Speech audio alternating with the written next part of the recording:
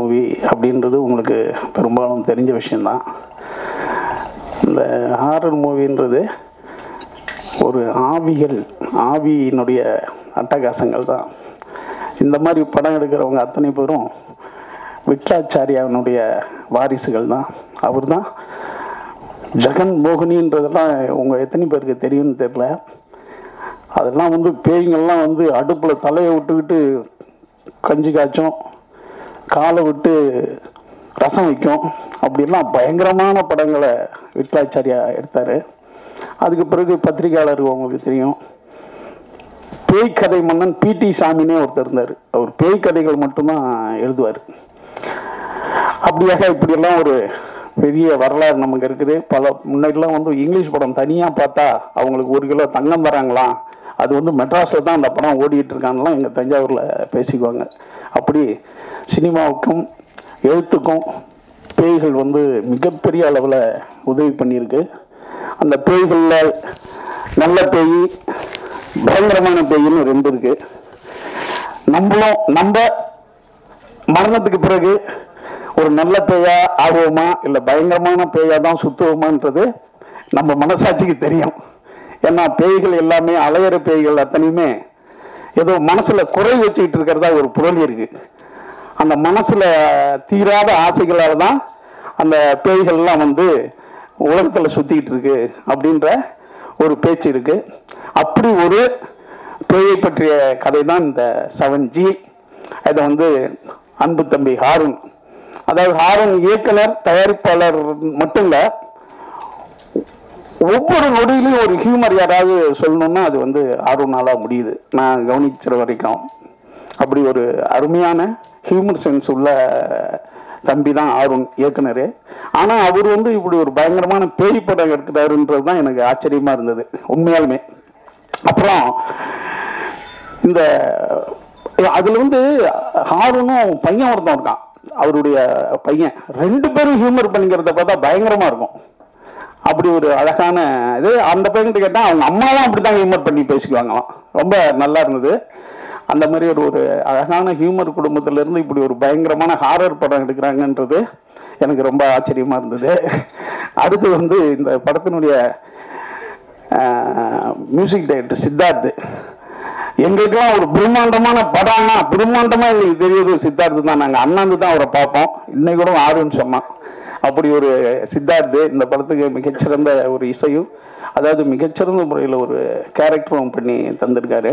நான் அவரை பார்த்து பிரமிக்கிறேன் இந்த படத்தில். அடுத்து இந்த படத்தினுடைய ஒளிப்பதிவாளர் கண்ணன், எங்கள் திருவாரூர் சிங்கம். அவன் இந்த படத்தில் மிகச்சிறந்த முறையில் ஒளிப்பதிவு பண்ணியிருக்கான். அவன் பொண்ணு பார்த்துக்கிட்டு இருக்கான். அதனால நீங்கள் அவசியம் நம்பி அந்த பையனுக்கு ஒரு பொண்ணை பார்த்து, டேய் தம்பி யாராடே ஏந்திராடே எங்களா இருக்கான், அவனுக்கு அவசியம் பொண்ணு ஏதாவது பாருங்க. ஏன்னா ரொம்ப நாளாக நானும் பல பேர்கிட்ட சொல்லி பார்க்குறேன்பா. என்னன்னா நீங்களாம் ஒரு சமூகத்துக்கு ரொம்ப நன்மை பண்ணுற பத்திரிகையாளர்கள். இந்த வேலையும் நீங்கள் பண்ணி தந்தா, அது நல்ல பையனுக்கு பண்ணி தந்தா அது நல்லா இருக்கும். ரொம்ப அருமையான பையன், நம்பி பொண்ணு கொடுக்கலாம். இந்த படமும் வெற்றி அடையணும், அவனுடைய வாழ்க்கையும் ஒரு நல்ல பொண்ணு கிடைச்சி வெற்றி அடையணுன்றது என்னுடைய வாழ்த்துக்கள். அடுத்தது இந்த பாப்பா என்னடா அது காமெடி, அதாவது காமெடிப்பா. கேமராமெல்லாம் நல்லா யாராவது காதலிச்சுருவாங்க ஹீரோயின்களை பார்த்து, அது அந்த வேலையாவது நீ பார்க்கலாம்பா. அதான் இல்லைடா, இதெல்லாம் ஒரு சின்ன ஐடியா தானே. இப்போ அதான் ஒரு கதை இருக்கு. அது என்னன்னா, ஒருத்தவனுக்கு ஒரு ஆவி பேச ஆரம்பிச்சிடும். அவன் எதுக்கு போனாலும் ஒரு ரோட்ல போனான்னா டே போகாதரா, அங்கே ஒரு கார் மோதிடணும். அதே மாதிரி போக மாட்டான், கார் ஒருத்தனை மோதிடும். அதே மாதிரி ஒரு இடத்துக்கு போயிட்டு இருப்பான், அங்கே போகாதையா அந்த வீடு இடிஞ்சு விழுதுன்னு ஒரு ஆவி சொல்லணும். அதே மாதிரி அந்த வீடு இடிஞ்சு விழுந்துடும். இப்படி எங்க போனாலும் அவனுக்கு என்ன பண்ற ஒரு ஆவி அவனுக்கு சொல்லிக்கிட்டே இருக்கும். இது 1 வருஷமா சொன்னோன்னா பல ஆபத்துக்குள்ள இருந்து அவன் தப்பிச்சுக்கிட்டே வருவான். ஒரு இடத்துல அந்த ஆவி ஒன்று சொல்ல போவான், நிறுத்திடுவான். உன் வேலையை பாரு, நான் பார்த்துக்கிறேன்வான். உடனே அந்த ஆவி சொன்னான், டேய் இவ்வளோ நாளும் உனக்கு நல்லது தான்டா சொன்னேன், ஏன்டா என்ன திட்டுறேன்னா, எல்லாம் டெய்லி நடக்கிறது கெட்டதெல்லாம் நீ சொல்லிட்டு இருக்க. ஒரு நாள் கல்யாணம் நடந்தது எனக்கு, அப்ப நீ சொல்லவே இல்லையா இது ஒரு பெரிய ஆபத்துன்ட்டு அப்படின்னு சொல்ற மாதிரி. அப்படி நினைக்காதரா, பல பேருக்கு நல்லா தான் இருக்கு. அடுத்தது இந்த படத்தினுடைய ஹீரோயின். அது இப்போ பாருங்க, எங்க டீம்ல ஒரே ஒரு பொண்ணு தான். இதை வச்சு தான் நாங்கள் காலத்தை ஓட்ட வேண்டியிருக்கு. ஏன்னுக்கல்ல, இந்த பொண்ணுன்னா யாரும் ஸ்டில்ல பேப்பர்ல போட மாட்டீங்க. அதனாலே சொன்னோம்மா எல்லா போட்டாலும் நீ வந்துருமா, எங்க முகத்தெல்லாம் போட மாட்டாங்க, ஏன்னா பார்க்கறதுக்கு ஆள் இல்லைன்றதுக்காக அந்த பொண்ணு இன்னைக்கு பெரிய மனசோட இங்க வந்து எங்களுக்கு உதவி பண்ணியிருக்கு. அப்படியா, அதனால அவங்களுக்கு நன்றி. அடுத்து வந்து டான், எங்க டான் எடிட்டரு. நான் டான் போஸ்கோ பார்க்கும்போதெல்லாம் ஒரு எடிட்டரா ஒரு ஹீரோவானே பார்ப்பேன். அப்படி வந்து காஸ்டியூம்லையும் தன் சிரிப்பாலையும் தன்னுடைய அணுகுமுறையாலையும் எங்க அத்தனை பேரையும் ஆட்கொள்ற ஒரு சிறந்த ஒரு தம்பி தான் டான் போஸ்கோ. இந்த படத்தினுடைய ஹாரர் மூவிக்கு எப்போதுமே எடிட்டிங் வந்து ரொம்ப ரொம்ப ரொம்ப அவசியம். தேவையான நேரத்தில் சைலன்ஸுக்கு இடம் கொடுக்கணும், தேவையான நேரத்தில் ஷார்ப் கட் பண்ணணும். அப்படி சிறந்த முறையில் எடிட் பண்ணிட்டு இருக்கிறாரு. நம்ம அடுத்தது செல்வா, உங்களுக்கு தெரியும், பியரோ. அதாவது இந்த இந்த பிரசாத்தை வந்து நீங்க ஒரு ஏடன் தோட்டம் மாதிரி உங்க பத்திரிகையாளர்கள் அத்தனை பேரும் ஒரு உல்லாசமா சந்தோஷமா இருக்கிறதுக்கும், அடுத்து ஒரு ஒரு நல்ல, அதாவது எப்படி கிஷ்கிந்தா மாதிரி, ராமாயணத்தில் வர்ற கிஷ்கிந்தா மாதிரி மிகச்சிறந்த முறையில் இந்த பிரசாத் இருக்கிறதுக்கு காரணமே வந்து அண்ணன் நிகழ்முருகன் தான். அவர் தான் வந்து இதை போராடி இந்த இடத்த வாங்கி தந்தார் உங்களுக்கு. உண்மையுமே ஒவ்வொரு பத்திரிகையாளர் மட்டும் நானும் நன்றி சொல்லிட்டே இருப்பேன் நிகழ்முருகனுக்கு. ஏன்னா இப்படி ஒரு அருமையான ஒரு விஷயத்த நிகழ்முருகன் தான் இதை ஏற்படுத்தி தந்தார். நாங்கள் ஓனர்கிட்ட 15 தடவை பேசி, அதனால அவருக்கு இந்த நேரத்தில் நன்றி தெரிவிப்போம். அடுத்தது தம்பி டான்ஸ் மாஸ்டர், கொரியோகிராஃப் பிரமாதமா பண்ணியிருக்காரு. பேய்கள் ஆட்டம் என்றது எப்படி இருக்குன்னு உங்களுக்கு தெரியும். சாமி ஆட்டமும் பேய் ஆட்டமும் ஏறக்குறைய ஒன்று தான். ஏன்னா வந்து சாமி கோயில் எல்லாமே கோயிலுக்குள்ளவும், பேய்களுடைய கோயில்களாக இருக்கின்ற இடுகாடு வந்து ஊருக்கு வெளியிலையும் இருக்கும். ரெண்டுமே நம்ம பார்த்தது கிடையாது. பட் இருந்தாலும் படத்தில் அவங்க 2 பேருமே நமக்கு மிகச்சிறந்த விஷயத்த பண்ணிட்டு இருக்காங்க, பேய்களும் சாமிகளும்.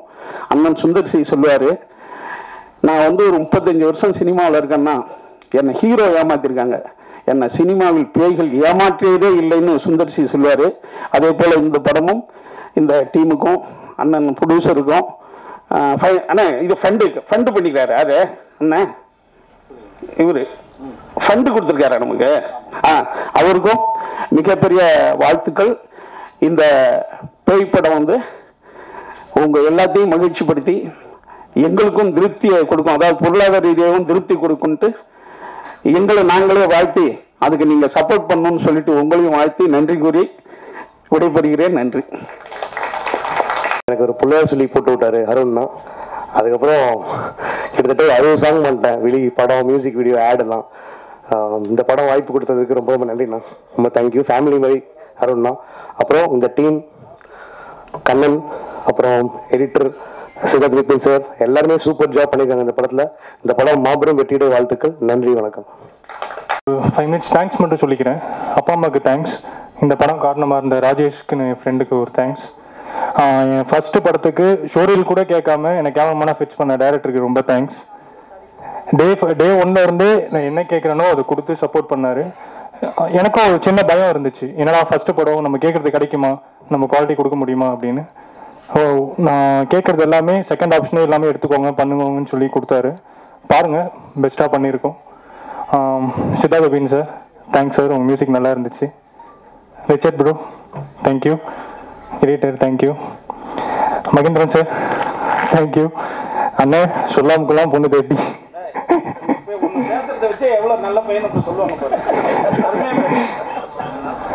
வீட்லேயும் பார்த்துட்டு இருக்காங்கண்ணே.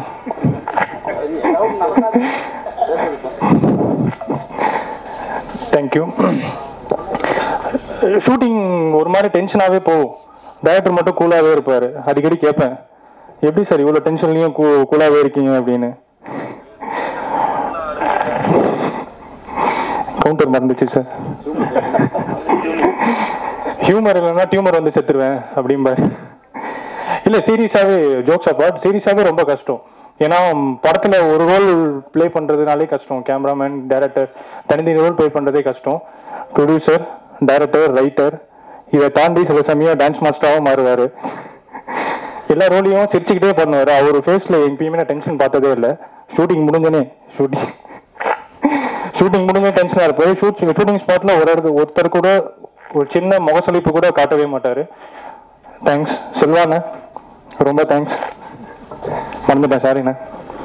எல்லாருக்கும் தேங்க்ஸ் சார். சின்ன மாஸ்டர்ஸ் அந்த 2 பசங்க சூப்பராக பண்ணியிருக்காங்க. படம் பாருங்க, உங்களுக்கு தெரியும். எல்லாரும் கவர் பண்ணிட்டேன்னு நினைக்கிறேன். ஸ்மிருதி தேங்க்ஸ் அண்ணே. அவர் பேர் தெரியல, இல்லை கல்கி அண்ணன் தெரியும், அவர் பேர் தெரியல. கல்கி அண்ணன், டிஎஸ்ஆர் 2 பேருக்கும் தேங்க்ஸ்ண்ணே. எல்லாரையும் கவர் பண்ணிட்டேன்னு நினைக்கிறேன். ஒரு 2 பேரும் மட்டும் ஸ்டேஜ் கூப்பிட்டுக்கலாமா? வெங்கட் அண்ணன் அண்ட் விக்கி 2 பேரும் வாங்கலாம். அசிஸ்டன்ட் டைரக்டர்ஸ் உங்க படத்துக்குலாம் கேமராமேன் இவங்க தான் போடணும். ஸ்டேஜ்ல ஏத்துறான் பாத்துக்க.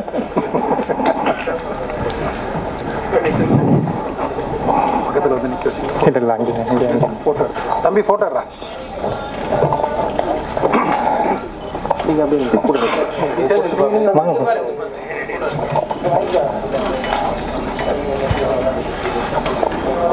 இவர் இருங்க நானா இருங்க பேசுறதுதான் கூப்பிட்டோம், போகாதீங்க வாங்க.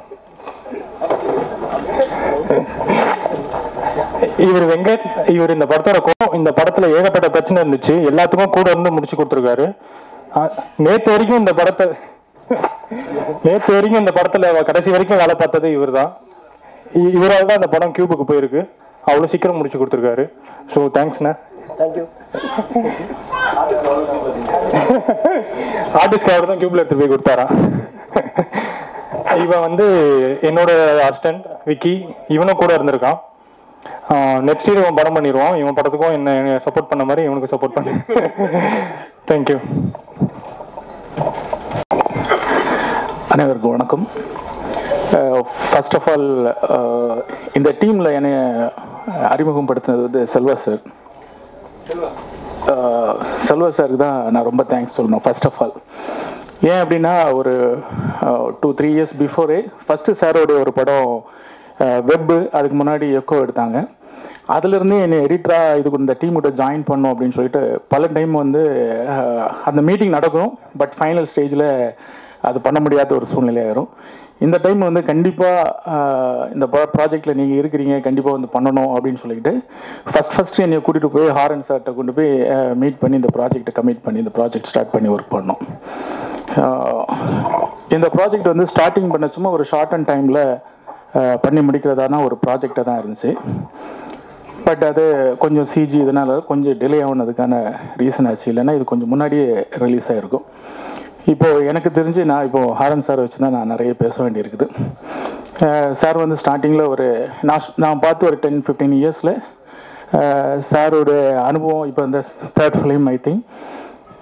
பட் வந்து ரொம்ப ஒரு எடிட்டிங்கில் ரொம்ப ஒரு எடிட்டருக்கான ஒரு ப்ளசன்ஸாக கொடுக்கக்கூடிய ஒரு டைரக்டர்.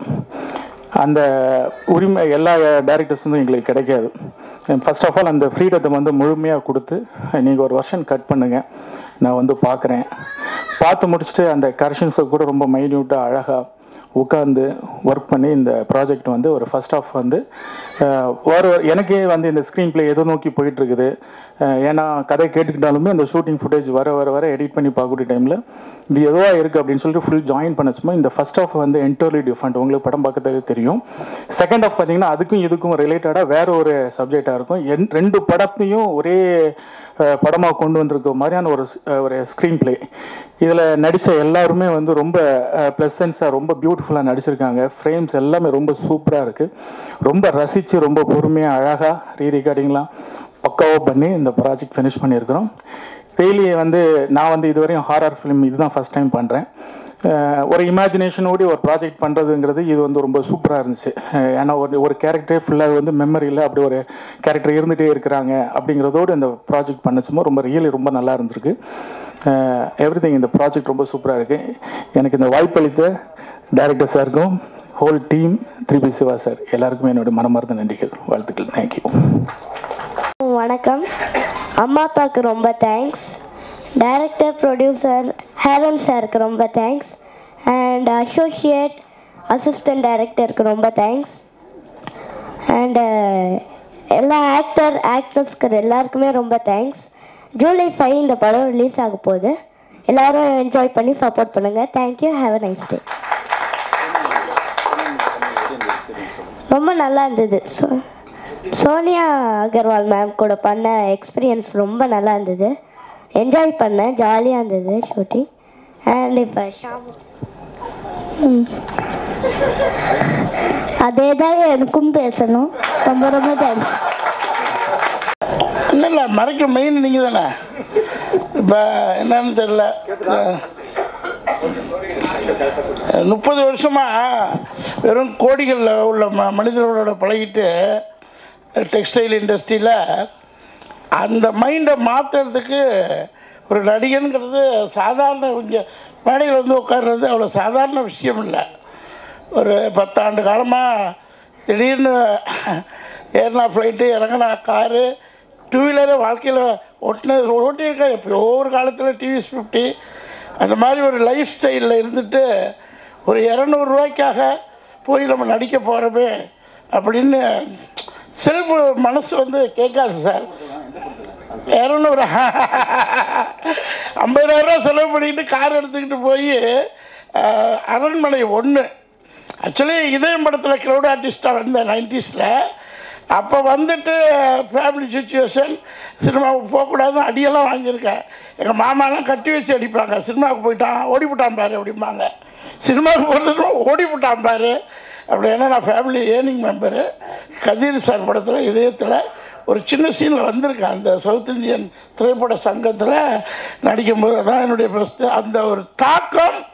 அதுக்கப்புறம் நான் போய் வியாபாரம் பண்ணும்போது ஒரு 30-40 படங்களில் போய் பொள்ளாச்சியில் ஷூட்டிங் ஸ்பாட்டில் போய் கெஞ்சுவேன், ஏதோ ஒரு வாய்ப்பு கொடுங்க வாய்ப்பு கொடுங்க அப்படின்னு. போய் யாரும் இப்போ அவ்வளோதான் கிடைக்கல. ஒரு தெய்வ வாக்கு, சின்ன பசங்க நாங்கள், அந்த மாதிரி நிறைய படங்கள் சொல்லிக்கிட்டே போகலாம். அந்த எல்லா படங்களையும் போய் பார்ப்பேன், அப்படி கேட்பேன். எங்கேயும் வாய்ப்பு கிடைக்காது. ஏன்னா எல்லாம் ப்ரீ பிளான்டாக வந்துடுவாங்க ஆர்டிஸ்ட்டு. இங்கேருந்து பொள்ளாச்சி வரணும்னா வெல் எஸ்டாப்ளிஷ்ட் ஆர்டிஸ்ட்டோட பேக்கப்போடு அங்கே வந்துடுவாங்க. அப்படி வரும்போது நம்மளை எப்படி கண்டுக்குவாங்க. அப்புறம் தான் அதுக்கப்புறம் ஐயோ இது ரொம்ப கஷ்டமான வீடுன்னு போயிட்டு ஒரு மாபெரும் துறை, சாம்ராஜ்யத்துறை டெக்ஸ்டைல்ஸு. நீ தமிழ்நாட்டோட பாதி வருமானமே டெக்ஸ்டைலில் தான் வருது. அவங்க துறையை விட்டுட்டு அடுத்து நம்ம போய் சினிமாவில் குரோர்ஸ் அண்ட் குரோர்ஸ் சம்பாதிக்கணுங்கிற மாபெரும் எண்ணத்தோட, அதாவது 200 ரூபா வாங்கும்போதே நினப்பேன் இன்றைக்கி நம்ம 10 கோடி 20 கோடி வாங்குவோம். எப்போன்னு தோ லண்டன் இருக்குன்னு கிட்டத்தட்ட 70-80 படங்கள் ரிலீஸ் ஆகிடுச்சு. 30-40 படங்கள் ரிலீஸ் ஆகாமல் ப்ராசஸில் இருக்குது. ஒரு நாள் அப்போல்லாம் எனக்கு ரொம்ப கடுப்பு. இந்த 100 கோடி 200 கோடி ஆடெல்லாம் திட்ட ஆரம்பிச்சிட்டேன். போய் ஏன்டா நீ 100 கோடி வச்சுருக்க, 200 கோடி, ஒரு 2 கோடி 5 கோடிக்கு படம் பண்ணுங்கடா அப்படின்னு போய் திட்ட ஆரம்பிச்சிட்டேன். காரணம் என்னென்னா இங்கே உள்ள அசிஸ்டன்ட் டைரக்டர்ஸ், மேனேஜர்ஸ் என்னென்னா அவர் சொல்கிறாரு பொய்யோ டுபாக்கூரோ எல்லோரும் திருப்பூர் போகலான்னு வந்து பார்த்தா எல்லோரும் பிரமிச்சிட்டாங்க. போராடி ஒரு 50 கம்பெனியில் top 10 company, Ramraj, Viking, Chennai Silks, Pothys, இந்த மாதிரி கம்பெனிஸு கெஞ்சி கூத்தாடி பார்த்துட்டு ஐயோ படமே எடுக்க முடியாது போல இருக்கு, தெரியாதனமாக வந்துட்டோம். இந்த 200 ரூபா ஒரு வாய்ப்பு கொடுத்தாங்களே, அதை மறுபடியும் நடிக்க போனால் என்ன அப்படின்னு நடிக்க வந்தது தான் அது வந்து சேதுபதியில் ட்ரெயினிங் ஆகி அயலியில் பெரிய ஆளாகி இப்போ மறுவடிவம் கொடுத்துக்கிட்டு இருக்கு. திடீர்னு 1 நாள் 2 நாள் படங்கள் என்னால் போக முடியல. Health challenges, travels, cinema company bus ticket, நான் ஏசி பஸ் கொடுக்கும், இல்லாட்டி ட்ரெயின் டிக்கெட் கொடுக்கும், அவ்வளோதான். அப்புறம் ஃப்ளைட்லையே சொந்த காசு போட்டு எல்லா ஊருக்கும் ஃப்ளைட்டில் போய் காசு இருந்துச்சு அப்போ. இப்போ தான் காசு இல்லை. ஸோ நடித்து அப்போ ஆரன் சார் வந்து ஒரு நல்ல, அவரை நான் போய் ஆஃபீஸில் போய் பார்ப்பேன். கிட்டத்தட்ட ஒரு 10,000 போட்டோக்கள் கொடுத்துருப்பேன். இந்த முட்டு தேயிற வரலையும் நடந்திருப்பேன், படி ஏறியிருப்பேன். ஏற்கனவே என் உடம்பு பாடி, இதில் வேறு முட்டு தேய ஏறணுமா அப்படின்னு ஏறி ஃபோட்டோ கொடுக்கும்போது ஆரன் சார்கிட்ட போய் அப்பா என்னை பார்த்தாலே கேட்பாங்க, ப்ரொடியூசர் போல இருக்குது, ப்ரொடியூசர் எனக்கா மனசுக்குள்ளே இருக்கும். இத்தனை கோடிகளை பார்த்துட்டு ஒரு பட்டா எடுக்க முடியலையேன்னு விருத்தம் இருக்கும். இருந்தாலும் நடிப்புன்னு ஒன்றதுனால சார் வந்து 1 நாள் கொடுத்தாங்க. திடீர்னு சார் என்ன சார் மறுபடியும் செகண்ட் ரவுண்டா 100 படம் 1 நாள் இல்லை உங்களை பாருங்கள், ஒரு டிஃப்ரெண்ட்டாக நித்யானந்தா ஸ்டைலில் ஒரே நாள் அந்த கேமரா இருக்கட்டும், அந்த ஒரு செம்ம கேமராமேன் அவர்கிட்ட ஒர்க் பண்ணியிருக்கேன்னு நினைக்கிறேன். உங்கள்கிட்ட ஒர்க் பண்ணியிருக்கேன்னா இந்த படத்தில் இன்னொரு படத்தில் ஒர்க் பண்ணி எதில் ஏதோ ஒரு படத்தில் ஒர்க் பண்ணியிருக்கேன். அதாவது அசிஸ்டண்டாக இருந்தீங்க நீங்கள் பெரிய சார். அவ்வளோ லைட்டிங், அவ்வளோ கேமரா, டைம் இல்லை, அன்றைக்கி டேட் இல்லை. ஒரு நாளைக்கு 4 படம் சூழ்நிலை ஆகி போகுது. இப்போ காலையில் போய் இன்றைக்கி 2 ஆடியோ லான்ச்சு. நேற்று நைட்டு ஷூட்டிங், திருவேண்டரத்துலேருந்து இங்கே வர்றேன், நைட்டு 2 மணிக்கு தூங்குறேன், 7 மணிக்கு first audio launch, second audio launch. அந்த மாதிரி சினிமா காலகட்டங்களும் அந்த நேரம் வரும்போது டேக் ஆஃப் பண்ணிக்கிட்டே போகும்போது அந்த படத்தில் அந்த சீன் எடுத்தார் பாருங்க டைரக்டரு, அவ்வளோ பிரமாதம் sir. Media sir already trailer cut வந்து மக்கள்கிட்ட ஏகப்பட்ட பாராட்டு கொண்டு சேர்த்துட்டீங்க. நீங்கள் எங்கே பார்த்தாலும் 7G ட்ரெய்லர் கட்டு தான். ட்ரெய்லர் கட்டுன்னு தானே சொல்லுவோம். Trailer very successful. நானும் என் போராட்டத்துலலாம் கேட்குறது, ஸ்டேட்டஸில் வைக்கிறது, ட்ரெய்லர் நல்லபடியாக சூப்பராக கொண்டு போய் சேர்த்துட்டீங்க. 7G ரெயின்போ காலனி மாதிரி இந்த படத்தையும் எல்லாருமே பார்ட் 2ன்னு கேட்க ஆரம்பிச்சிட்டாங்க. இப்போ என் ஃப்ரெண்ட்ஸ் எல்லாம் வந்தாங்க, ஸோ 7G இப்போ ரெயின்போ 2வா அப்படின்னாங்க. அது மாதிரி இந்த 7Gங்கிற சென்டிமெண்ட்டு அவ்வளோ அருமையான சென்டிமெண்ட்டு. அதை மறுபடியும் நீங்கள் எழுதி சின்ன சின்ன படங்கள் இன்னும் கொஞ்ச நாள் தான். இப்போ காலையில் வந்து ஒரு பில்டர் 10 கோடி 15 கோடி போட்டு எடுக்கிறாரு. ஒரிஜினல் சினிமா பிஸ்னஸ்மேனுக்கு தெரிய ஆரம்பிச்சிச்சு. இந்த இண்டஸ்ட்ரி 10 துறையில் இங்கே ஓடிடி வந்தாச்சு, சேனல் வந்தாச்சு, தேட்ரிக்கல் வந்தாச்சு. எந்த பக்கம் திரும்பினாலும் மக்களுக்கு சினிமாங்கிறது ரத்தத்தில் கலந்துருச்சு. அதனால இந்த துறை வந்து மேலும் மேலும் வளரணும். சார் வந்து அடுத்தடுத்த படங்களில் எனக்கு கொஞ்சம் நல்லா 2 நாள் 3 நாள் கேரக்டர் கொடுக்கணும். அதே மாதிரி லெஜண்ட் நம்ம சுப்பிரமணிய சார், அவர் திருடாத்திரடி படம் பார்த்தேன். அதுக்கப்புறம் அவரோட நடித்த பெருமை. அது மாதிரி ஒரு எத்திக்ஸ் 2-3 படத்தில் ஒர்க் பண்ணிட்டோம். அது மாதிரி எல்லாருமே நிறைய பேர் புதுமுகங்கள். அவர் நம்ம மியூசிக் டைரக்டர், அவர், நான், இன்னொரு வித்யா மேம், அருண் சார், இவங்கெல்லாம் ஒரு டீமு ஃப்ரெண்ட்ஷிப்பாக. தண்ணி வேணுமே கொஞ்சம் இருக்கா?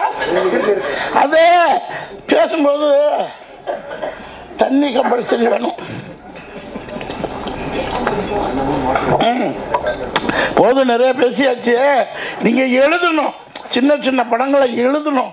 அதுக்காக தான் இவ்வளோ தூரம் பேசுகிறேன். 7Gயை எப்படி ட்ரெய்லர் கட்டில் நல்லபடியாக கொண்டு போய் சேர்த்திங்களோ அதே மாதிரி எழுத ஆரம்பிச்சிங்க. RRP என்னமோ நீங்கள் எழுதுறது தான் சட்டம், அதை மக்கள் பார்க்க ஆரம்பிச்சிடுவாங்க. சின்ன சின்ன ப்ரொடியூசர்ஸு வளரணும் தான் எங்களை மாதிரி ஆர்டிஸ்ட்டுக்கு நிறைய வேலை கிடைக்கும். Okay, thank you. Jagan, super introduction, thank you. Every call எனக்கு ஒரு படத்துக்கு வரும்போது ஃபஸ்ட் கொஸ்டின், நடிக்க கூப்பிட்றீங்களா மியூசிக் கூப்பிட்றீங்களான்னு கேட்பேன். ஸோ இந்த படத்தில் ஃபஸ்ட்டு ஆக்டிங் தான் நான் வந்தேன். And then I did the music for the film. So Harun பற்றி சொல்லணுன்னா, சொன்ன மாதிரி செம்ம ஹியூமர் சென்ஸ் இருக்குது. ஆனால் படம் கொஞ்சம் சீரியஸாக தான் இருக்கும். இவர் எப்படின்னா இதே படம் ஸ்பூஃபாக கூட இருக்குது, அவருக்கு சான்ஸ் இருக்குது. பார்ட் 1 பார்ட் 2 மாதிரி.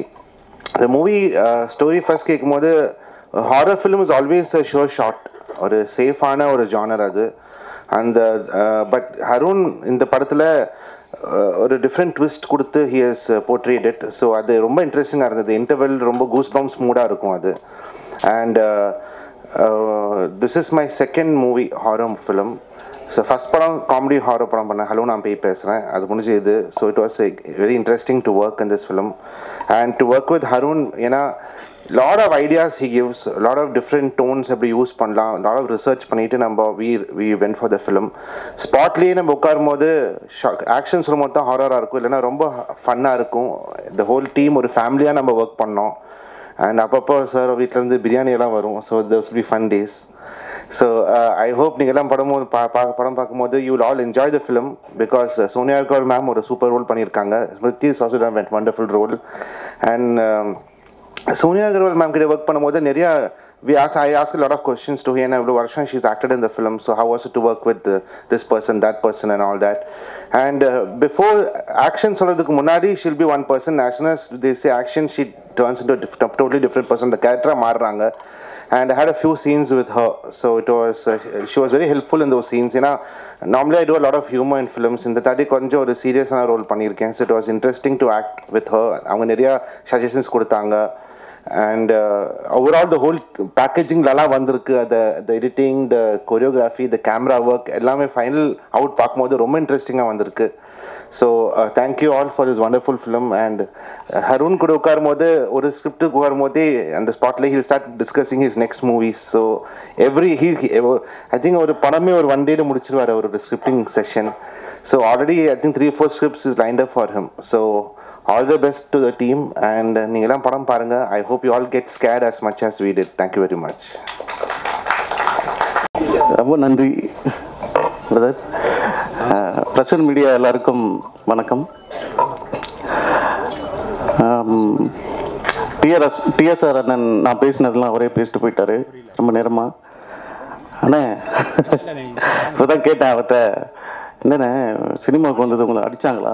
ஆமாப்பா, சின்ன வயசில் நான் ரொம்ப சுமார்ட்டாக இருப்பேன், அதில் அடித்தது தான் மூஞ்சிலே எங்கள் மாமன் அடிப்பான், அதில் வீங்கினது தான் மூஞ்சிலாம் அப்படின்னாரு. அண்ணே இந்த படத்தில் ஒரு ஒரு இன்ட்ரெஸ்டிங்கான கேரக்டர், அந்த யூனிஃபார்ம் பார்த்தாவே தெரியும். அருண் சார் ஒரு தடவை கால் பண்ணி கல்கி இந்த படத்தில் நடிக்கணும் அப்படின்னு கேட்டிருந்தாங்க. சார் படம் பேர் என்ன சார்? செவன்ஜி சூப்பர் சார், நமக்கு ரொம்ப பிடிச்ச படம் செவன்ஜி, ரவீன் பூக்கலனி சார். யார் சார் லீடாக பண்ணுறாங்க? சோனியா கரோல் மேடம். சார் என்ன சார் சொல்கிறீங்க, சூப்பர் சார் அப்படின்னு சொல்லிட்டு அப்படியே கிளம்பி அந்த பாட்டை போட்டு நினைத்து பார்த்தாயின்னு போயிட்டு இருந்தேன்.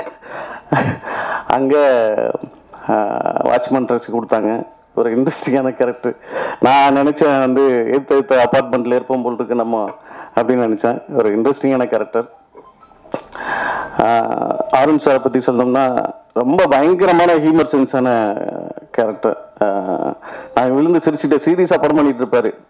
ஆனால் எல்லாரையும் ஒரு வைபாக டீமை எல்லாம் சிரிச்சுக்கிட்டே ஜாலியாக இருக்கும். இன்னொரு தடவை ஷூட்டிங் போனால் கூட அவ்வளோ ஜாலியாக இருக்கும். நான் கேட்டேன், சார் என்ன சார் இப்படி ஒரு படம் பண்ணுறீங்க, நீங்கள் ஒரு காமெடி படம் பண்ணலாமா சார்? அன்றைக்கி தான் சொல்ல ஆரம்பித்தார் ஒரு கதைலாம் பயங்கர இன்ட்ரெஸ்டிங்காக இருக்கும். ஸோ தேங்க்யூ சார் இந்த படத்தில் என்னை நடிக்க வச்சதுக்கு. அப்புறம் எக்ஸிக்யூட்டிவ் ப்ரொடியூசர் செல்வா சார் எப்போதுமே என் மேலே ஒரு அன்பாகவும், தம்பி இதை பண்ணணும் இது பண்ணக்கூடாது அப்படின்னு என் மேலே ஒரு அக்கறை செலுத்திகிட்டே இருப்பாங்க. தேங்க்யூ செல்வாண்ணே. அப்புறம் சுப்பிரமணிய சிவாஜாண்ணா, முதல்ல நான் வாய்ப்பு கேட்ட டைரக்டர் சுப்பிரமணிய சிவா சார். யோகி படத்தில் அண்ணன்ட்ட பேசினோம்னா ஒரு உலக சினிமாலேருந்து உள்ளூர் சினிமா வரைக்கும் எல்லாமே பேசுவாங்க. அவ்வளோ விஷயங்கள் கற்றுக்கலாம். ஒரு யூனிவர்சல் மாதிரி. அப்படி அண்ணன் அவங்களும் வந்து இந்த படத்தில் காம்பினேஷன் கிடையாது. இந்த படத்தில் வந்து டப்பிங்கில் பார்த்து தம்பி நடிச்சிருக்கானா நல்லா பண்ணுவாயா அப்படின்னு சொல்லிட்டு அன்பாக சொல்லியிருக்காங்க. தேங்க்யூண்ணா. எல்லாருக்குமே இங்கே வருகின்ற எல்லாருக்குமே நன்றி. தேங்க்யூ. ஹாய், எல்லாருக்கும் வணக்கம். உங்கள் எல்லாரையும் இந்த படத்தோட 7G படத்தோட ப்ரெஸ் மீட்டில் சந்திக்கிறதுல எனக்கு ரொம்ப ரொம்ப சந்தோஷம். ஃபர்ஸ்ட் நான் ஓகேவா ஓகே. ஸோ ஃபர்ஸ்ட் நான் தேங்க்ஸ் சொல்ல தொடங்குறேன். ஃபஸ்ட்டு ப்ரெஸ் பீப்புள் உங்கள் எல்லாருக்குமே ரொம்ப தேங்க்ஸ். உங்களோட டைம் ஸ்பெண்ட் பண்ணி எங்களோட மூவியை ப்ரமோட் பண்ண வந்ததுக்கு. அண்ட் என்னோட டைரக்டர் சார் அருண் இந்த ஆப்பர்ச்சுனிட்டி கொடுத்ததுக்கு I am very very happy and grateful. And my entire team பார்த்தீங்கன்னா ஃபுல்லாக ரொம்ப ஃபன் ஃபில்டாக ஜாலியாக போச்சு. ஒரு ஹாரர் மூவினா எவ்வளோ சீரியஸாக இருக்கும், எல்லா சுச்சுவேஷனும் சீரியஸாக இருக்கும். ஆனால் இங்கே ஆஃப் கேமரா வந்தீங்கன்னா அப்படியே எல்லாமே கம்ப்ளீட்டாக டிஃப்ரெண்ட்டாக இருக்கும். ஃபுல் மூவியுமே செம்ம லாஃப்டர் ஆகிட்டா. அண்ட் டோட்டல் டீம், என்னோட சினிமாட்டோகிராஃபர் கண்ணனாக இருக்கட்டும், சித்தார்த் விப்பனாக இருக்கட்டும், அவரோட எனக்கு கொஞ்சம் காம்பினேஷன் இருந்துச்சு. சோனியா மேம், சுப்பிரமணிய சிவா சார், அவரை ஆல்ரெடி நான் சந்திச்சிருக்கேன். அண்ட் இந்த படத்தில் அவரோட சேர்ந்து நடிக்கிறதுல எனக்கு ஒரு ஆப்பர்ச்சுனிட்டி கிடச்சிருக்கு. ஸோ ஓவராலாக எனக்கு இது ரொம்ப ஸ்பெஷல். ஏன்னா நான் பண்ண ஃபர்ஸ்ட் ஹாரர் ஃபிலிம். அண்ட் இந்த எக்ஸ்பீரியன்ஸே எனக்கு ரொம்ப ஹாப்பியாக, ரொம்ப ஒரு நல்ல ஃபன் வைபாக இருந்துச்சு. அண்ட் டெஃபினட்டாக நல்லா வந்திருக்கு. ஸோ நீங்கள் எல்லோரும் தியேட்டரில் போய் பார்த்து எங்களை சப்போர்ட் பண்ணணும். நன்றி.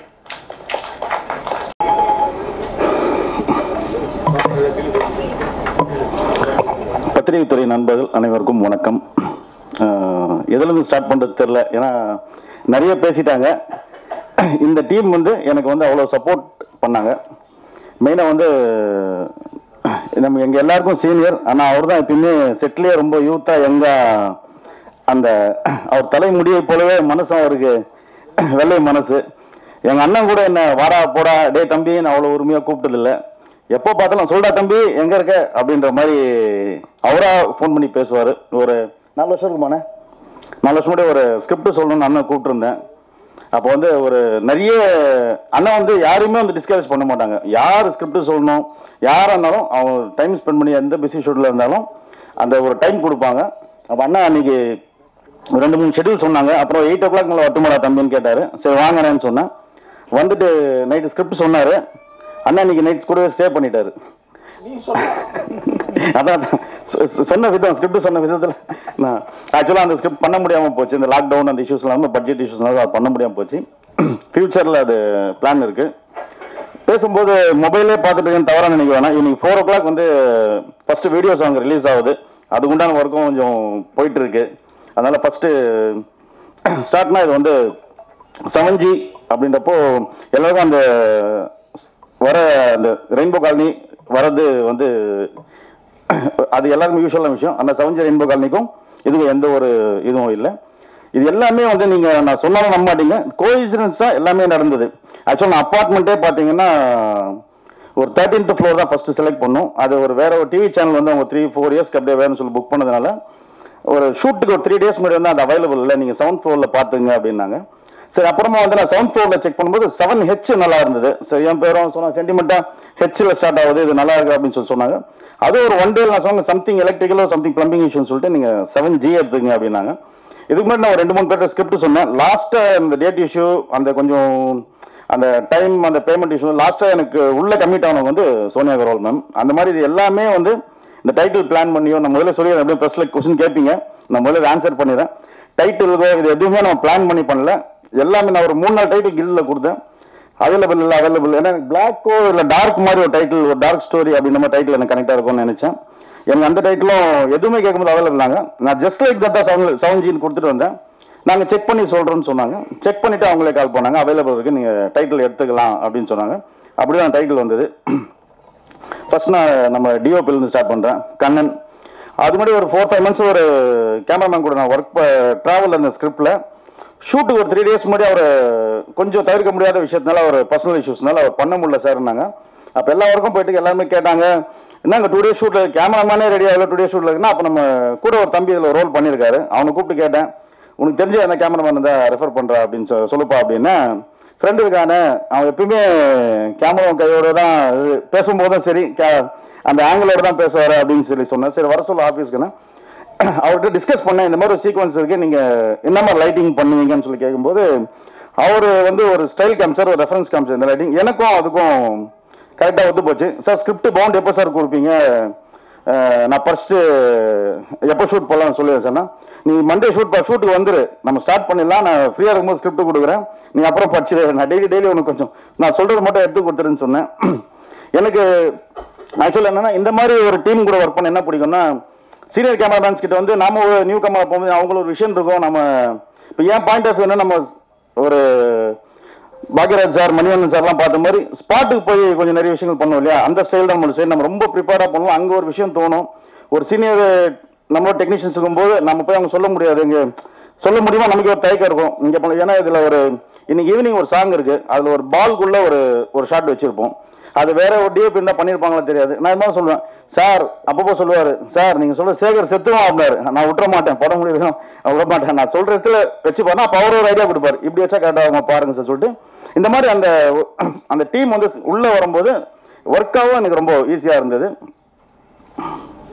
நெக்ஸ்ட் வந்து எடிட்டர் சார்னா அவர் சொன்ன சுப்ரமணியன் சார் அண்ணா சொன்ன மாதிரி அவர் எடிட்டர் மாதிரி தெரிய மாட்டார். வரதே ஸ்டைலாக என்ன நம்ம ஆடிஷன்லாம் முடிச்சிட்டோமே அப்புறம் வந்து அப்படின்னு கேட்டேன். இல்லை இந்த மாதிரி செல்வா சார் சொன்னார் இது மாதிரி எடிட்டிங்காக சொன்னேன். சரி வாங்க சார்னு சொல்லிட்டு அவர் ஹாரர் ஃபஸ்ட்டு சார் பண்ணார். எப்பயுமே வந்து என்கிட்ட ஒர்க் பண்ணுறது வந்து நிறைய ஈஸின்னு சொல்லுவாங்க. ஏன்னா நான் ஒரு இது எத்தனை வருஷம் எடிட் பண்ணியிருப்பீங்க இந்த படத்தை? சென்சார் போகிற வரையும் கூட எடிட் பண்ணிகிட்டே இருப்போம். ஆனால் அவரும் இப்போ எனக்கு சித்தார்த் பிரின்ஸ் பிரதராக இருக்கட்டும் யாராக இருந்தாலும் இம்ப்ரூவைஸ் பண்ணிகிட்டே இருப்போம். அது அவங்களுக்கும் பிடிக்கும். ஏன்னா நம்ம விஷயம் தெரியாமல் போய் தொந்தரவு பண்ணணும்னு வைங்களேன், இவனாடா ஒன்றும் தெரியாமல் வந்து நம்ம உயிரை வாங்குறானோ அது எல்லாமே ப்ளஸ்ஸாக இருக்கும். அதனால் எடிட்டர் சாரோடைய ஒர்க்கை வந்து இந்த நெக்ஸ்ட் ட்ராவல் நிறைய பிளான் பண்ணிகிட்டு இருக்கோம் அப்டேட்ஸில். நெக்ஸ்ட் வந்து சித்தார்த்தின் ப்ரோ, இதில் வந்து வேற ஒரு சித்தார்த்தை நீங்கள் பார்ப்பீங்கன்னு நினைக்கிறேன். இதே மாதிரி தான் ஃபர்ஸ்ட் ஹாஃப்லலாம் வந்து அந்த இதற்கான ஆசைப்பட்டாயில் வந்து அதே மாதிரி இருப்பார், பாய் அப்படி தான் இருப்பார். அதுக்கப்புறம் கொஞ்சம் சில ஃபன்னியான மூமெண்ட்ஸ் எல்லாம் பண்ணுவார். அடுத்த ஒரு 2-3 இயர்ஸில் வந்து ஒரு கார்பரேட், ஏன்னா கார்பரேட் வில்லனுக்கு இப்போ இப்போதைக்கு ரொம்ப ஸ்பேஸ் கம்மியாக இருக்குது, நிறைய பேர் போயிட்டாங்க. அந்த கார்பரேட் வில்லனுக்கான ஒரு இதில் வந்து சித்தார்த் சார் இருப்பார். நெக்ஸ்ட் ரிச்சி, நான் வந்து ஒரு லாஸ்ட் மூவியில் மீட் பண்ணுவேன், ஆனால் நெக்ஸ்ட் எனக்கு என்ன ப்ராஜெக்ட் ஃபுல்லாக கொடுங்க என்னன்னாப்புல, தம்பி நான் பண்ணால் நெக்ஸ்ட் கண்டிப்பாக சொல்கிறேன்ப்பா அண்ணன் சொன்ன மாதிரி. இந்த படத்தில் எல்லா சாங்கும் ரிச்சி தான் பண்ணியிருக்காப்புல. ரிச்சி பண்ணாலும் அவருக்கு வந்து சாண்டி மாஸ்டர் ரொம்ப சப்போர்ட்டாக இருந்தாலே, அவங்க சாண்டி அண்ணன் சாண்டி மாஸ்டர் வந்து நம்ம ரொம்ப சப்போர்ட்டாக, தம்பி நல்லா வரணும்னு சொல்லிட்டு அவருக்கு இருக்க எல்லா டீமும், ஏன்னா இது அவ்வளோ பெரிய பட்ஜெட் இல்லை, இந்த பட்ஜெட்டுக்கு தம்பி நல்லா வரட்டும் கேட்டாப்பா, தம்பி நல்லா வரட்டும்னு சொல்லிட்டு அவர் வந்து அவங்க டீம், அவங்க அசிஸ்டன்ஸ் யாராக இருக்காங்களோ எல்லாமே சப்போர்ட் பண்ணார். மெயினாக நான் வந்து ஆக்சுவலி சோனியா அகர்வால் அவங்கள மேடமெல்லாம் வர முடியல, அவங்க பிரதருக்கு வந்து சண்டிகரில் மேரேஜ் வச்சுருக்காங்க. லாஸ்ட் மந்த் நம்ம பிளான் பண்ண ஆடியோ லான்ச்சுக்கு இது நிறைய கொஞ்சம் இஷ்யூஸ்லாம் இருந்தாலும் நம்ம லாஸ்ட் மந்த் பண்ண முடியல. அவங்க ரொம்ப ஃபீல் பண்ணாங்கன்னா, பிகாஸ் அவங்க படம் பார்த்துட்டாங்க, படம் பார்த்துட்டு சொன்னாங்க வெரி சாரி, நான் லாஸ்ட் மந்த் நம்ம லாஸ்ட் வீக் கூட ட்ரை பண்ணோம் ஆடியோ லான்ச்சுக்கு, பாசிபிள் இல்லாமல் இருந்தது. சரின்னு சொல்லிட்டு அதனால தான் அவங்க வர முடியல. Next as it is Smriti Venkat, இங்கே அமைதியாக இருக்க மாதிரிலாம் செட்டில் அமைதியாக இருக்க மாட்டாங்க. இந்த என்ன சொல்கிறது, பயப்படுற சீன்லையும் சிரிச்சிட்டே பயப்படுவாங்க ஃபர்ஸ்ட்டு, அப்புறம் கட்டுன்னு சொன்னால் மறுபடியும் அது ஸ்டார்ட் பண்ணிடுவாங்க. ப்ளஸ் அந்த 2 கிட்ஸ் 2 பேருமே அவங்களுடைய இப்போ ஜாலியாக இருந்துன்னு சொன்னார் இல்லையா, அன்றைக்கி வந்து லாஸ்ட் ஷாட் எடுக்கவே விடல, அவ்வளோ அடம் பிடிச்சி அழுதாரு. ஆனால் அவ்வளோ சப்போர்ட், ஒரு மாடியில் ஒரு ஹேங்கிங் சீன் மாதிரி வரும். ஆமாம், அந்த ஷாம் எங்களெல்லாம் பயன்படுத்திட்டாரு கொஞ்சம் நேரத்தில், இன்னைக்கு ஜாலியாக இருக்குன்னு சொல்லிட்டாரு. அடுத்தியாருங்க என் டீம், டைரக்ஷன் டீம், ஏன்னா ஒரு பெரிய ப்ராஜெக்ட்னா பெரிய அசிஸ்டன்ஸ் நிறைய பேரை வைக்கலாம், அந்த ஒரு எக்ஸ்பென்ஸாவோ இது பண்ணுறதுக்கு பண்ணலாம். இதில் வந்து எனக்கு இருந்த டீம் வந்து எனக்கு அவ்வளோ சப்போர்ட் இருந்தாங்க. ப்ளஸ் நம்ம கோஆர்டினேட் பண்ண ஹாரிஸ், அவரால் வர முடியல, அவர் கொஞ்சம் ஹாஸ்பிட்டாலிட்டி இருக்காரு. தேஜா வந்திருக்காரு. ப்ளஸ் இன்னொருத்தவங்க ஒன்றா ஸ்னேகா குப்தான்னு மும்பைலேருந்து பர்ஃபார்ம் பண்ணியிருக்காங்க, ஒரு பிளாக் மேஜிஷியன் அந்த மாதிரி ஒரு ரோல் பண்ணியிருக்காங்க, அவங்களும் நல்லா பண்ணியிருக்காங்க. டிஎஸ்ஆர் அண்ணா ரொம்ப தன்மையாக சொன்னார், ஆர்வன் சார் ஒரே நாள் தான் கொடுத்தாருன்னு சொல்லிட்டு, அந்த ஒரு நாளைக்கு 2 மணி நேரம் தான் வந்தார். அன்றைக்கி அவ்வளோ பிஸி. கேட்டால் சங்கர் சார் ஷூட்டில் இருக்கிறேன் தம்பி, இந்த வந்தார் இங்கே வந்து ரொம்ப தன்மையாக சொன்னார். இந்த மாதிரி அண்ணன் மாடி ஏறி முட்டியெல்லாம் வச்சதுக்காக அண்ணனுக்காக நான் கவர்னர் மாற்றிட்டேன் ஆஃபீஸு, அதனால் அண்ணன் இன்னைக்கு கஷ்டப்படக்கூடாதுன்னு சொல்லிட்டு. அது மாதிரி நம்ம அடுத்த தமிழ் திரையுலகத்தில் தவிர்க்க முடியாத இப்போ இதை பாருங்க, நம்ம கல்கி வந்து நீங்க இந்த ஸ்டாண்டர்டு மகாராஜில் ஸ்டாண்ட் நின்னீங்க பார்த்தீங்களா, அங்கே நின்னது நீங்க எங்க போறீங்க, ஏன்னா நம்ம ஷூட் நடக்கும்போது சைமல்டேனியஸா மகாராஜாவும் போயிட்டு இருந்தது. அங்கே ஃபுல்லாக நைட் இருப்பார் அந்த டீமில். மார்னிங் வந்து நம்ம கண்ணெல்லாம் சிவந்துருக்கும், என்ன தம்பி நைட்டு என்ன இல்லைண்ணா ஷூட்டில் இருந்தேன், அதான் நானும் கேட்டேன் அப்படின்னு. அங்கே ஏன்னா நீ பேசலாம், பேசிக்காக குரங்கு பொம்பை வந்து எனக்கு இன்னும் ரொம்ப ஃபேவரட். என்னடா அதுக்கப்புறம் படம் பண்ணல நான் நிறைய கேட்பேன், எங்கே நிதில் சார் காணணும், அப்போ தான் ஸ்டார்ட் பண்ணிட்டாரு. ஏன்னா எனக்கும் நட்டி சார் வந்து ரொம்ப க்ளோஸு, அதில் நட்டி சார் பண்ணுறாரு, விஜய் சார் என்ன பண்ணுறான்னு சொல்லிட்டு டெய்லி இங்கே சொல்லுவார், ரொம்ப நல்லா வந்துட்டு இருக்கேன்னு. சரி சந்தோஷம், நம்ம சைடில் இருக்க ஒருத்தங்க இந்த வராங்கன்றப்போ நம்ம எல்லாருக்கும் சந்தோஷம். கல்கி கிட்ட நீங்கள் என்னன்னு பார்த்தீங்கன்னா, எப்பயுமே யாருமே ஒருத்தர் வந்து காப்பி பண்ணாங்க ரொம்ப நாள் ஸ்டாண்ட் பண்ண முடியாது. அந்த முகத்திலே 300 நம்பியார் காட்டுவாங்க சொல்லுவாங்க இல்லையா, அந்த மாதிரி ஒரு எக்ஸ்பிரஷன் நீங்கள் ஒரு ஹியூமனாக கொடுத்துட்டீங்கன்னா எவ்வளோ எக்ஸ்பிரஷன் இதில் காட்ட முடியல.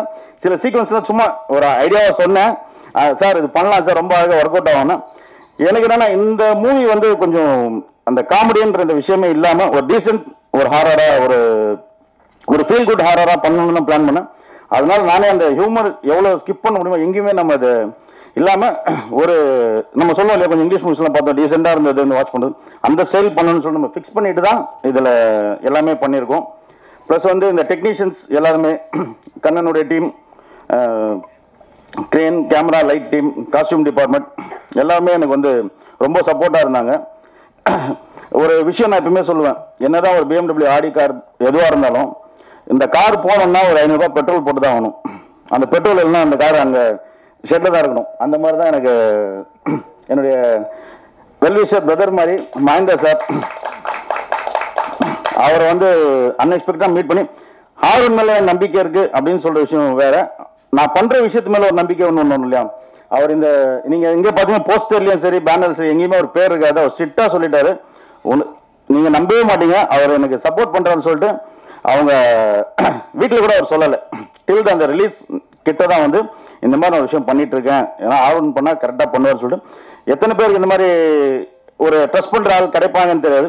ஃபஸ்ட்டு இங்கே ஒரு ப்ராஜெக்ட் ஜெயிக்கணும்னா நான் அதான் சொல்லுவேன், நம்பிக்கை.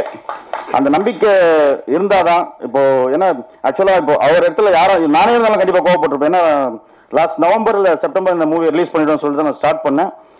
விஎஃப்எக்ஸ் ஒர்க்கு அவ்வளோ புஷ் பண்ணிச்சு. இன்னைக்கு பெரிய படங்களே வந்து விஎஃப்எக்ஸில் தள்ளி போகிறதுனால நீங்கள் படம் பார்க்க சொல்லுவீங்க, சொன்ன அளவுக்கு மாதிரி விஎஃப்எக்ஸ் எதுவுமே இல்லையே இதுலன்னு சொல்லுவீங்க. இல்லாமல் பண்ணுறது தான் அந்த அவ்வளோ ஒர்க்கு எடுத்துடுச்சு. நம்ம ஆக்சுவலாக அவங்க செப்டம்பரில் நம்மக்கிட்ட ஹேண்ட் ஓவர் பண்ணுறேன்னு சொன்னாங்க. March end April first week தான் அவங்க ஹேண்ட் ஓவராக பண்ணாங்க.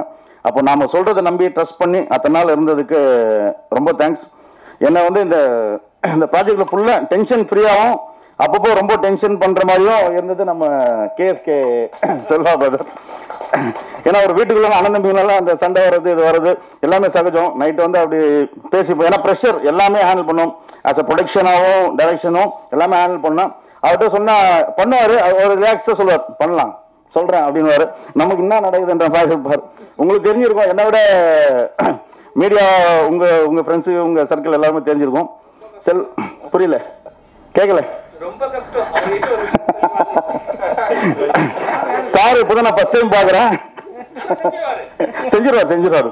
அதுதான் சில செஞ்சிருவார், சிலர் வச்சு செய்வார். இல்ல கூலா வந்து மறந்துட்டேன் தூங்கிட்டேன்னு சொல்லுவோம் இல்லையா, அந்த ஸ்டைலில் சொல்லுவாரு. ஆமா இதெல்லாம்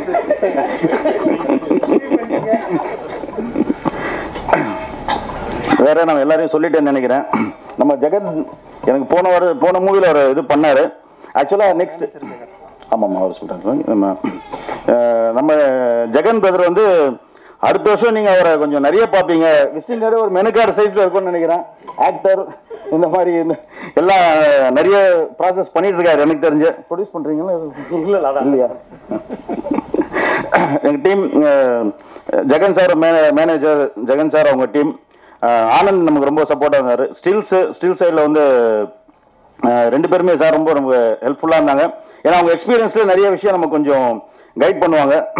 இந்த படத்தில் ரெண்டு பில்லர்னா சொன்ன மாதிரி ஃப்ளாஷ்பேக் சோனி மேம்னா இதில் வந்து ஸ்மிருதி, ரெண்டு பேருடையும் இப்போ நீங்கள் இதுவரையும் பார்க்காத ஒரு ஸ்மிருதியை நீங்கள் பார்ப்பீங்கன்னு நினைக்கிறேன். இதில் கரெக்டா?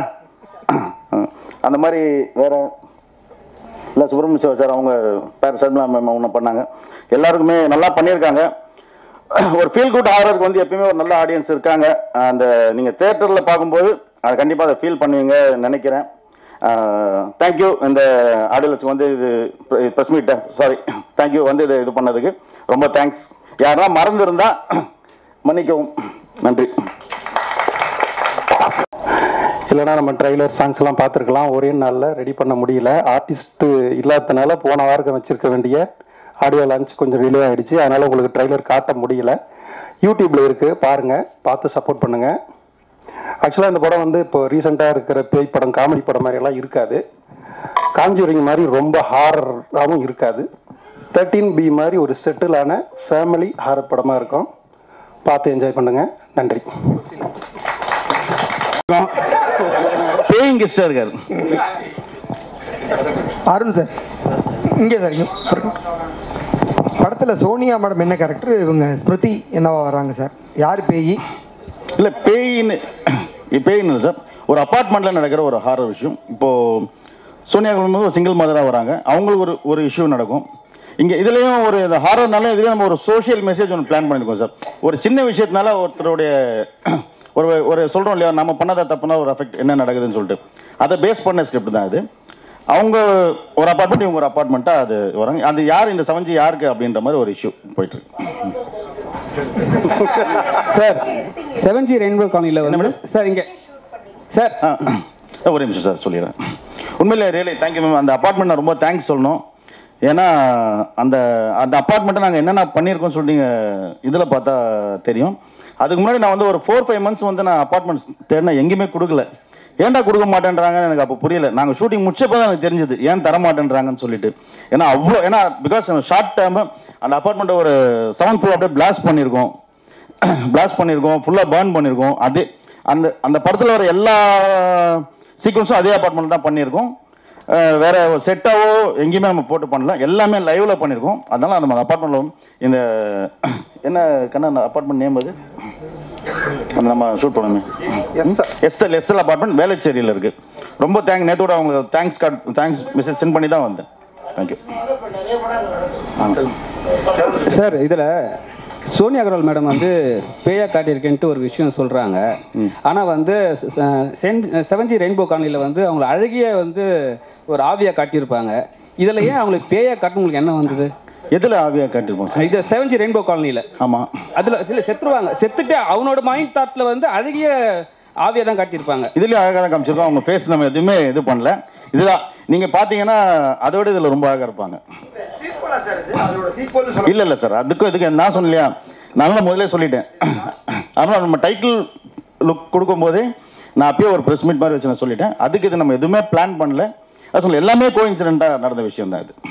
சார், சித்தார்த் விபின் வந்து மியூசிக் டைரக்டரா இல்லை நடிக்கிறாரா, பேக்கேஜாக உங்கள்கிட்ட பேசுகிறாரா படங்களுக்கு, கொஞ்சம் சொல்லுங்களேன்.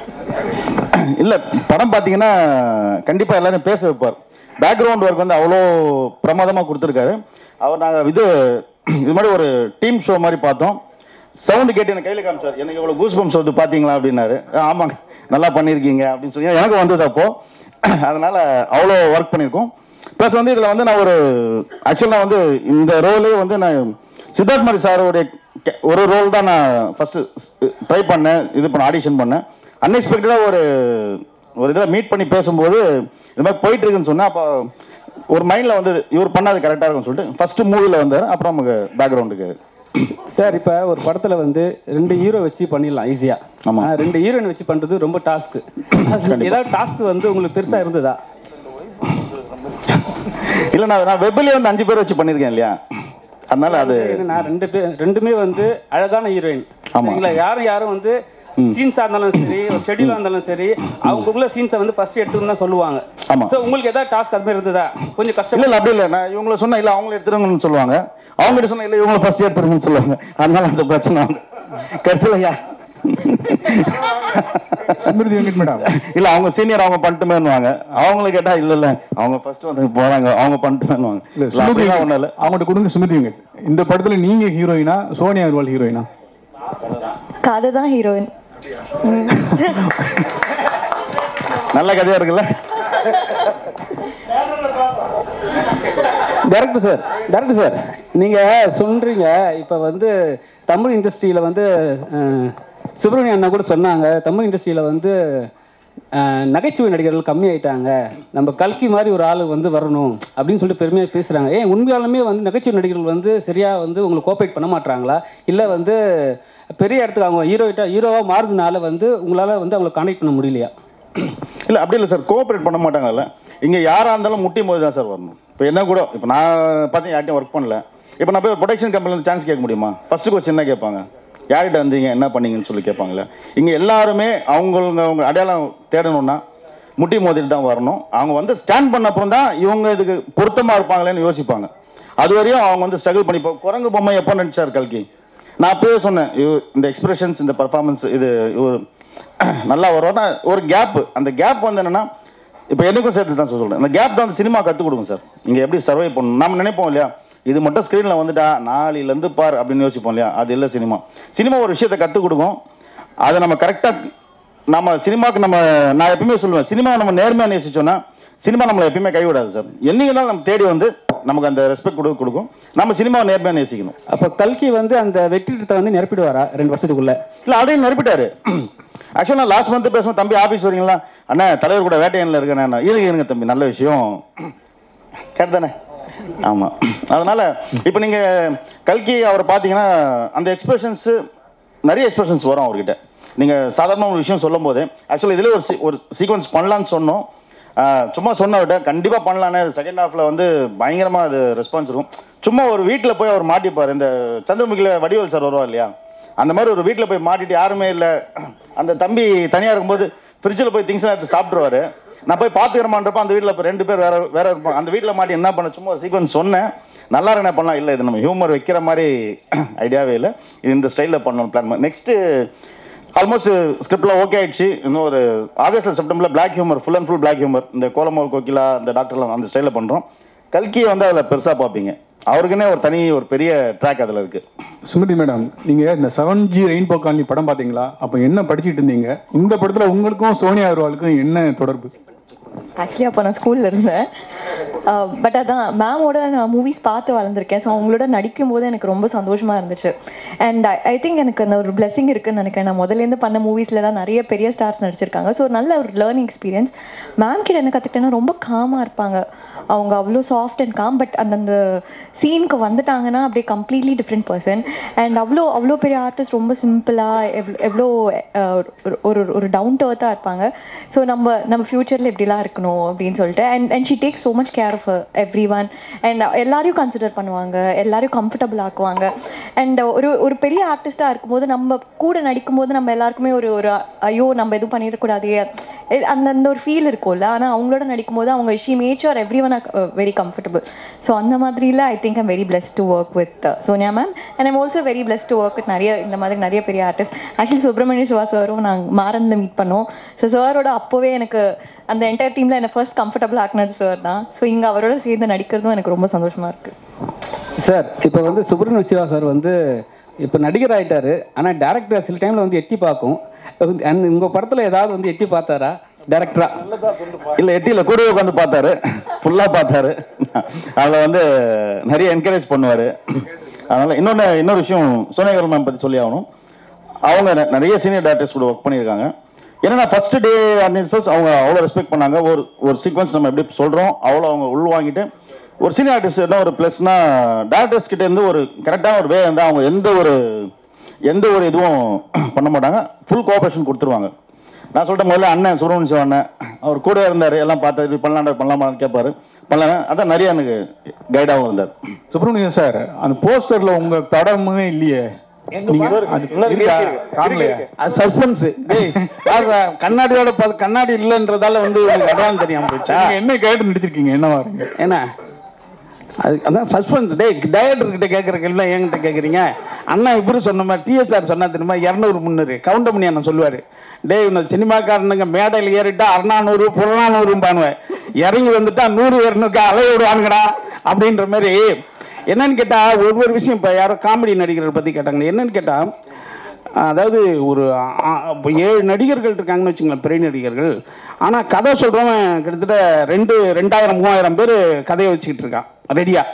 அப்போ என்னென்னா ஃபேமஸாக உள்ளவங்க அடுத்த யாரை வச்சு எடுக்கலான்னும் போது அது ஒரு காமெடி ஆர்டிஸ்ட்டை வந்து ஹீரோ ஆக்கணும்னு நினைப்பாங்க, வில்லனுங்களை வந்து ஹீரோவாக ஆக்கணும்னு நினைப்பாங்க. ஏன்னா அவங்க ஒரு ப்ரொடியூசர்கிட்ட போகும்போது ஒரு ஃபெமிலியர் ஒரு ஃபேஸ் வேணுன்றதுக்காக தான். அதில் என்னன்னு கேட்டிங்கன்னா இது நாகேஷ் காலத்திலேருந்து, தேங்காய் சீனிவாசன் காலத்திலேருந்து, சுருள்ராஜன் காலத்திலேருந்து எல்லாமே ஹீரோ நடிச்சிருக்காங்க காமெடி ஆர்டிஸ்ட்லாம். ஏன் நல்ல கதை இருந்தால் நம்ம டிஎஸ்ஆரை கூட நீங்கள் ஒரு கதை நாயகனாக ஆக்கிடலாம், அதில் எந்த இதுவும் கிடையாது. ஆனால் சினிமான்றது வந்து யாரை வேணாலும் எப்போ வேணாலும் இப்போ ஹாரூன் சொன்ன மாதிரி மிகச்சிறந்த ஒரு இடத்துல வைக்கிறதும் இருக்குது. பல பேரை வந்து ஒரு 10 வருஷம் கழிச்சு உண்டாகிறதும் இருக்குது. எனக்கு தெரிஞ்சலாம் செந்தாமரை திருடாத்தடியில் வந்து தனுஷ் அம்மாவை செந்தாமரை ஒய்ஃப் தான் நடிச்சிருப்பாங்க. செந்தாமரை 55 வயசுக்கு மேலே தான் ஒரு பெரிய வில்லனே. அதுக்கு முன்னாடிலாம் அவ்வளோ நாடகம் நடிச்சிருக்காரு. தங்கப்பதக்கம்னு ஒரு படம், சூப்பர் ஹிட் படம் ஐயா நடிகர் தலைவர் நடிச்சிருக்கல. அதில் வந்து 100வது நாள் அந்த நாடகத்தில் ஹீரோ வந்து செந்தாமரை தங்கப்பதக்கத்துக்கு. அதில் 100வது நாள் அந்த நாடக விழாவுக்கு போனவர் தான் நடிகர் திலகம். அவர் அந்த நாடகம் பார்த்துட்டு இதை ஏன் நம்ம சினிமாவை எடுக்கக்கூடாதுன்னு அவர் நடிச்சிட்டார் நடிகர் திலகம். ஆனால் 100 நாள் நடித்த அந்த செந்தாமரை என்ன ஃபீல் பண்ணியிருப்பார். ஆனால் டி ராஜேந்திரன்ற ஒரு மனிதன் வந்து செந்தாமரை மிகப்பெரிய வில்லன் ஆகிறார். அப்போ அது வரைக்கும் இங்கே சினிமாவில் வெயிட் பண்ணிக்கிட்டு தான் இருக்கணும். காலங்கள் வந்து யாரை வேணாலும் எப்போ வேணாலும் பெரிய ஆள் ஆகும். ஆனால் எப்போன்னு யாருக்கும் தெரியாது. அதுதான் சினிமாவுடைய மேஜிக். இப்போ இங்கே இருக்கிற நிறையா பேரே வந்து நடிக்க வந்திருக்கலாம், பத்திரிகையாளர் பெரும்பாலும் இந்த டைரக்டர் ஆகணும்னு வந்திருக்கலாம். இந்த ஜெகன் வந்து மிகச்சிறந்த பாடலாசிரியராக வர்றான், இப்போ நடிகனாக வர்றான் இல்லையா. யாரை எந்த இடத்துல கொண்டு வரும்ன்றதை சினிமா வச்சிருக்கிற ரகசியம். எதிர்காலம் வந்து எல்லாருக்குமான ஒரு பொக்கிஷங்களை வச்சிருக்கு. ஆனால் யார் யாருக்கு எப்போ வச்சிருக்குன்னு தெரியாது. ஆனால் அதுக்காக நம்ம வெயிட் பண்ணிட்டு இருக்கோம் இல்லையா. அந்நியனில் வர ரெமோ மாதிரியும் இருக்கானா.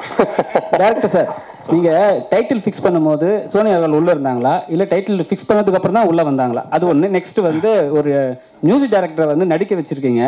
அவர் வந்து இனிமேல் நடிக்க போகலாமா இல்லை மியூசிக் போகலாமான்னு சொல்லிட்டு ஒரு டேரக்டரோட ஒரு பாயிண்ட் ஆஃப் வியூ என்னன்னு சொல்லுங்கள். சார், இது நீங்கள் அப்பார்ட்மெண்ட் பூஜைக்கு வந்தீங்க ஞாபகம் இருக்குங்களா? அப்போ என்ன ஒரு கொஸ்டின் கேட்டீங்க, ஏன் டைட்டில் ஃபிக்ஸ் பண்ணாமல் ப்ரொடக்ஷன் நம்பர் 1, 2லாம் போகிறீங்க? அப்போ சொன்னேன், ஒரு நல்ல டைட்டிலுக்கு வெயிட் பண்ணோம் சார். நீங்கள் ஞாபகம் இருக்கும்னு நினைக்கிறேன். ஞாபகம் இருக்குங்களா? ஒரு நல்ல டைட்டிலுக்கு வெயிட் பண்ணோம் சார். ஃபஸ்ட் நம்ம ஸ்கிரிப்டை கரெக்டாக போயிட்டோம்னா நம்ம டைட்டில் ஃபஸ்ட்டு ஃபிக்ஸ் பண்ணிவிட்டு அப்புறம் படம் பண்ண இல்லை அந்த டைட்டில் இதுக்கு ஆப்டா இல்லையா, வேறு டைட்டில் சொல்லியிருக்கலாமோ, இப்போ ஃபிக்ஸ் பண்ணிட்டோன்னு ஒரு ஃபீல் இருக்கும் சார் சொன்னேன் இல்லையா? அந்த மாதிரி அமைஞ்சது தான் சார் இந்த 7G. அதான். நெக்ஸ்ட் சித்தார்த் பின் அவர்கிட்ட கொடுக்கணுமா? இது நீங்கள் தான் சொல்கிற மாதிரி இந்த 2 கண்ணில் எந்த கண்ணு நல்ல கண்ணுன்னு கேட்டேன். ஆஸ் அ டேரக்டராக பார்க்கும்போது அவர் ஆக்ட் பண்ணலாம், டெக்னீஷியனாக பார்க்கும்போது மியூசிக் பண்ணலாம். இசையமைப்பாளர்களில் ஒரு நடிகன், நடிகனில் ஒரு இசையமைப்பாளர். அழகா